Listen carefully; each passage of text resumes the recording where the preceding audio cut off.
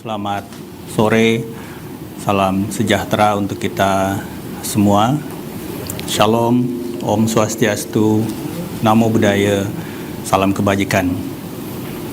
Sore hari ini, saya Abdul Muhari, Kepala Pusat Data Informasi dan Komunikasi Kebencanaan BNPB, akan kembali melaporkan situasi dan penanganan pasca bencana banjir dan longsor di 3 provinsi, Aceh, Sumatera Utara, dan Sumatera Barat.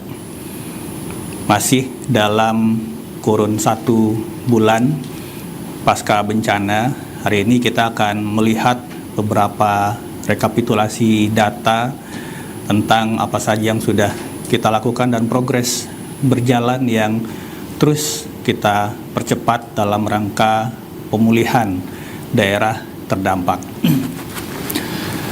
Kita akan melihat kembali ke tanggal 25, 26, dan 27.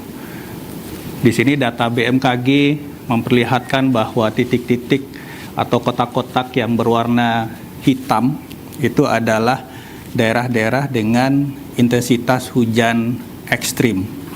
Di beberapa titik seperti Biren itu bahkan mencapai 418 mm dalam 24 jam.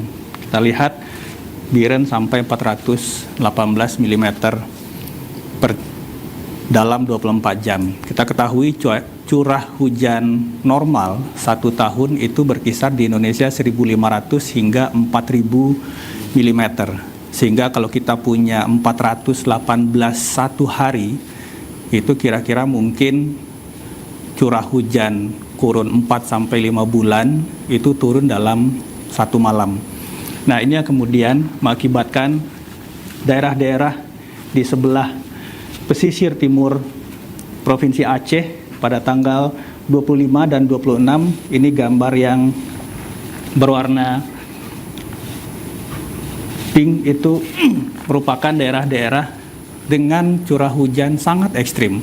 Tidak hanya di Aceh, ini juga di Sumatera Utara. Kita lihat beberapa daerah, baik itu di pesisir barat maupun pesisir timur mengalami intensitas hujan yang sangat tinggi. Inilah kenapa untuk Aceh, daerah-daerah di pesisir timur ini adalah daerah-daerah yang paling parah dampaknya akibat siklon tropis Senyar ini. Sumatera Barat juga demikian, ada beberapa daerah khususnya di pesisir barat yang juga mengalami beberapa kali kondisi curah hujan ekstrim. BMKG mengkategorikan kalau curah hujan itu intensitasnya di atas 150 mm dalam satu malam, 1 hari 24 jam, maka ini termasuk dalam kategori intensitas hujan ekstrim.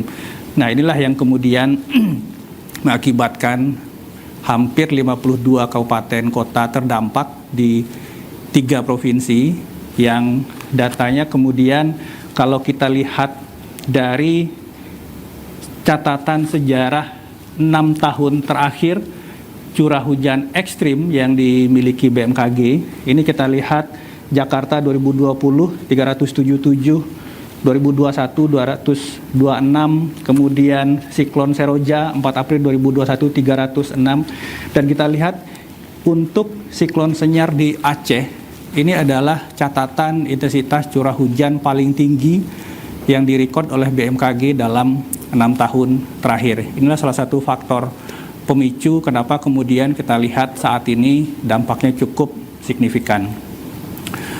Untuk rangkaian pencatatan korban yang sudah kita lakukan, kita melihat untuk korban hilang itu turun seiring dengan jasad korban meninggal yang ditemukan. Sekali lagi tentu saja belasungkawa dan simpati yang sangat mendalam untuk para korban dan keluarga para korban.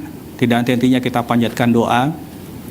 Kemudian untuk pengungsi, kita lihat memang untuk puncak jumlah pengungsi di 3 provinsi itu di sekitar tanggal 7 hingga 10 Desember. kemudian berjalan dengan upaya pemulihan, pembukaan akses jalan, dan seterusnya. Kemudian jumlah pengungsi perlahan menurun, dan saat ini jumlah pengungsi ada di 489.864 jiwa. Inilah gambaran kira-kira jumlah jiwa pengungsi saudara-saudara kita yang kemudian nanti akan membutuhkan hunian sementara dan hunian tetap yang saat ini sedang kita pacu dan percepat juga pembangunannya. Ini update per hari ini.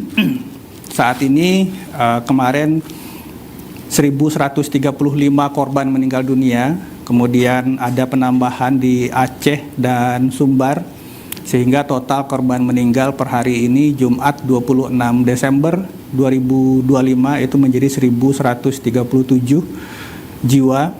Kemudian ada 163 nama yang masih dalam pencarian. Basarnas sudah menyatakan bahwa operasi pencarian masih terus dilakukan di beberapa kabupaten kota di 3 provinsi yang masih memiliki daftar pencarian atau daftar nama korban hilang. Kemudian per hari ini ada penurunan jumlah pengungsi menjadi 457.255 jiwa.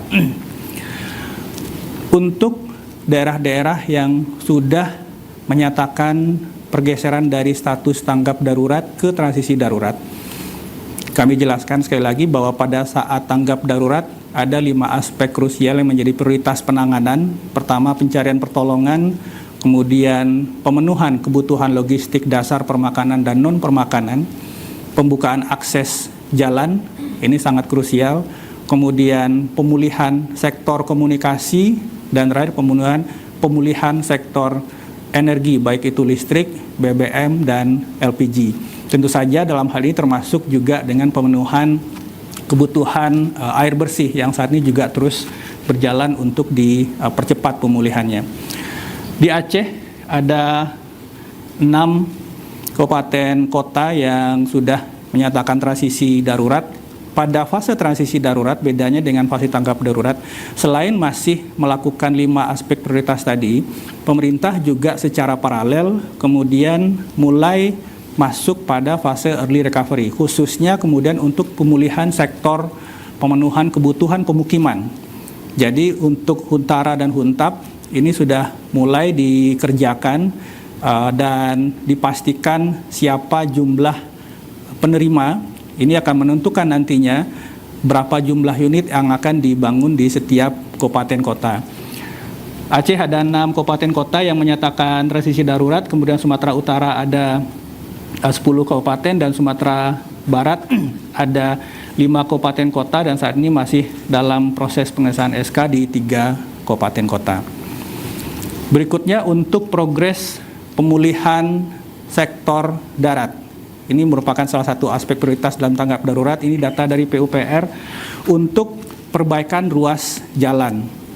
Aceh, 33 dari 34 titik ruas jalan nasional yang rusak itu sudah diperbaiki atau 86,84%. Sumatera Utara, 11 dari 12 titik ruas jalan nasional yang rusak itu sudah bisa dilewati atau 91%.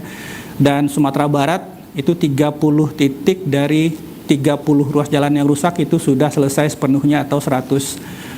Sehingga dari total kumulatif 3 provinsi, 80 titik ruas terdampak, 74 sudah operasional, sehingga kisaran progres per hari ini itu sekitar 92,5%. Untuk jembatan, Aceh 9 dari 16 jembatan itu sudah selesai dikerjakan, 56%. Sumatera Utara dan Sumatera Barat masing-masing itu sudah selesai 4 titik di Sumatera Utara dan 30 titik di Sumatera Barat, sehingga overall proses untuk pemulihan jembatan nasional itu sekitar 78,7%. Target dari Kementerian PU kemarin sudah disampaikan bahwa diharapkan 30 Desember ini untuk jalan dan jembatan itu sudah fungsional dan operasional semua. Berikutnya untuk logistik, dalam 1 bulan terakhir Posko Halim yang menerima donasi dari Kementerian Lembaga